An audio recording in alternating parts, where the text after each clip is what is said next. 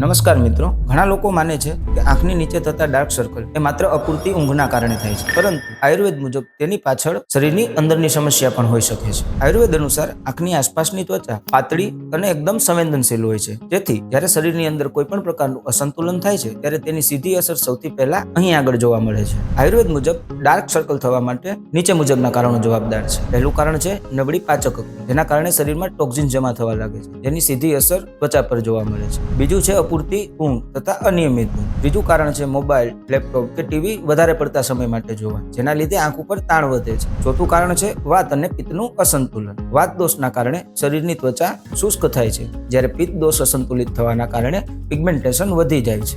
સર્કલથી બચવા માંગતા હોય તો નીચે મુજબના ઉપાયો કરવા જોઈએ. પૂરતી અને નિયમિત ઊંઘ લેવી જોઈએ, તાજું અને પાચનમાં હળવો ખોરાક ઉપયોગ કરવો જોઈએ, સ્ક્રીન ટાઈમ ઘટાડવો જોઈએ તથા રોજ થોડું ઘી અથવા બદામના તેલથી આંખની આસપાસની ત્વચા પર મસાજ કરવી જોઈએ. ધન્યવાદ.